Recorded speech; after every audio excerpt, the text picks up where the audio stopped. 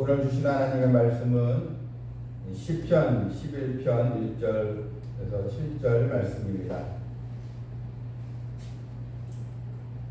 내가 여호와께 피하였거늘 너희가 내 영혼에게 새같이 내 산으로 도망하라 하면 어찌하는가.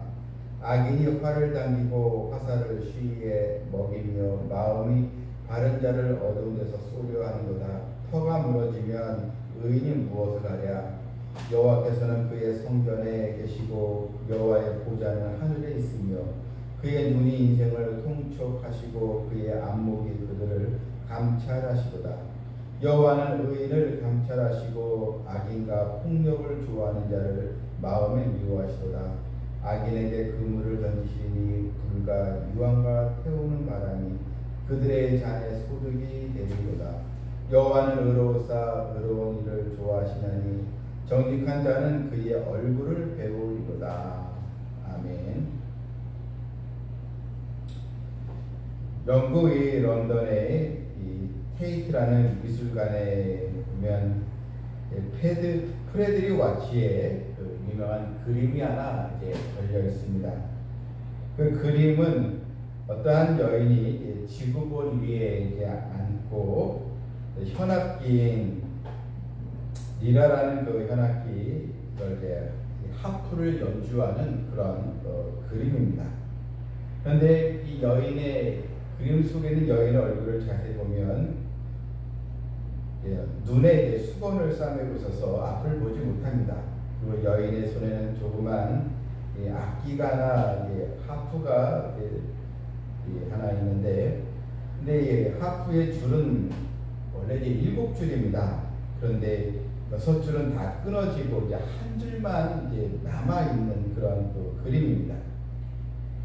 여인은 앞을 보지 못하고 또한 하프의 이 악기의 줄도 7개 중에 하나만 살짝 걸려 있습니다. 이런 그림인데, 근데 이 그림의 이 제목이 바로 이 소망이라는 제목으로 그렇게 쓰여져 있습니다. 대부분 이 비평가들은 이 작품의 이 제목이 이건 소망이 아니고 절망이다 이렇게 얘기를 했습니다. 하지만 프레드릭 와치는 아닙니다. 소망입니다 라고 고집을 했습니다.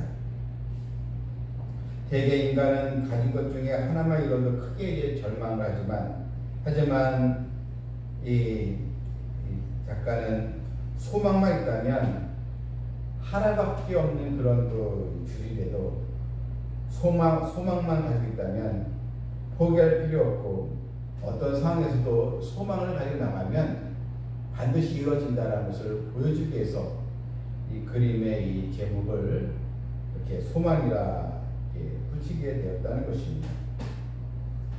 미국의 오바마 대통령이 영국을 방문하면서 이 그림을 보고 크게 감동을 받았다라는 또 일하고 있습니다. 자, 오늘 이 본문을 보게 되면 내가 여호와께 피하였거늘 이 다윗의 시인데 다윗이 이 까닭없이 사울 왕에게 추적을 당하고 생명에 위태롭게 되고 모든 이 길이 다 막혀 있는 그런 이 상황에 놓여 있었습니다. 다윗이 당했던 상황이 얼마나 절박했었는가. 2절에 보게 되면 악인이 활을 당기고 화살을 쉬이에 먹이며 마음이 바른 자를 어두운 데서 쏘려하는도다. 이런 정말 위기 이런 순간이었습니다. 그런데 사람들은 너는 여호와 하나님을 의지한다고 하면서 왜 이런 어려움이 계속 지속이 되느냐. 차라리 내 산으로 도망가라. 하나님을 의지하지 말고 차라리 너 힘으로 한번 도망가라. 산에서 피하라. 이렇게 이제 조롱까지 하는 그런 그 상이었습니다.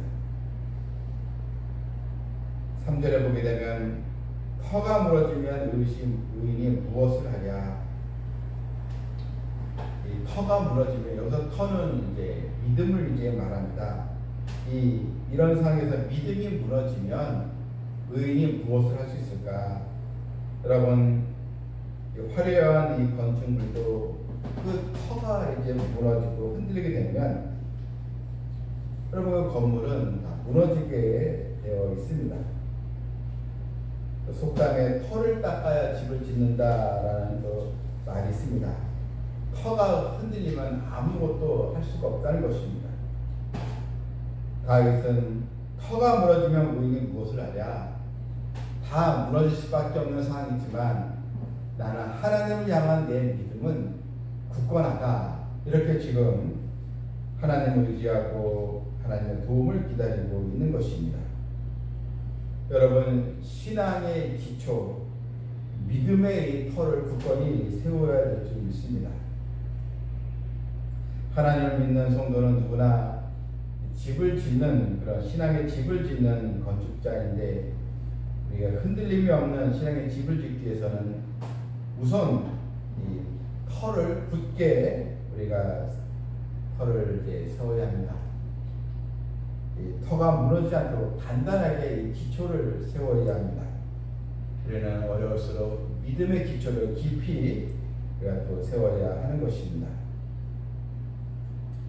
오늘날 무너지는 소리들이 많이 이제 들립니다.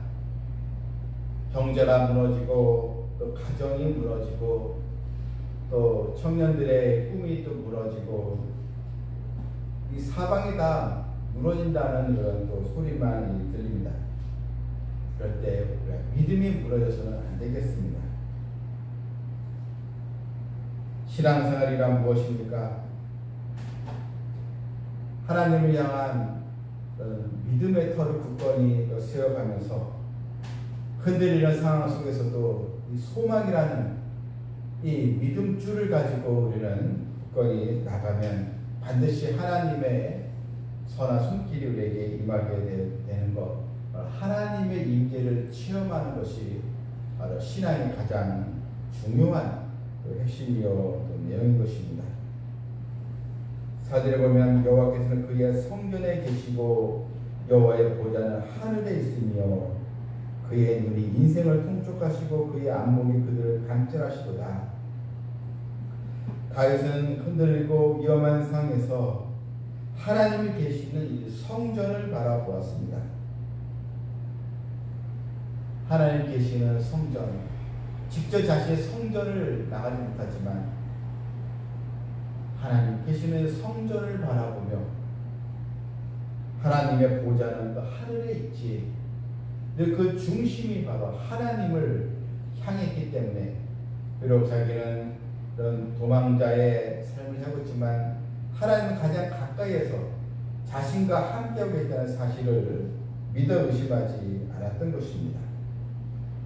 하나님은 인생을 통촉하시는 분, 또한 주의 백성, 주를 의지하는 자녀들을 감찰하시는 아버지임을 믿었습니다. 여전히 악한 대적들이 자신 향하여 이 화를 쏘아 죽이려고 하는 그런 또 상황, 그러나 하나님이 감찰하시고 함께 하시기에 결국 이 다윗은 최후 승리를 거두고 이스라엘의 왕으로 등극하지 않습니까? 하나님은 의인을 감찰하시는 분이십니다. 반면에 악인과 폭력을 좋아하는 자는 하나님은 미워하신다고 했습니다. 여러분, 오늘 이 시편 11편 이 다윗의 이 고백을 우리가 보면서 하나님의 말씀 아래 거하면 결코 우리는 무너지지 않습니다. 시편 46편 1절에 하나님은 우리의 피난처시여 힘이시니 환난 중에 만날 큰 도움이시다. 이것입니다. 가장 어렵고 어두운 터널로 들어가고 있는 그런 상황. 하지만 우리에게는 출구가 있습니다. 하나님 결코 주의 백성들을 그냥 동굴 안에 어두운 터널 안에 거기에 갇히게 하시지 않습니다. 반드시 터널을 통과하도록 하나님 역사하여 주십니다.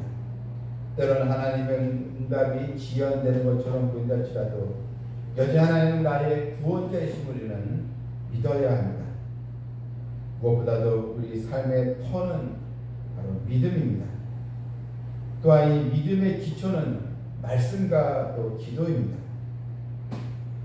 또 예수 그리스도는 반석이라고 하셨습니다.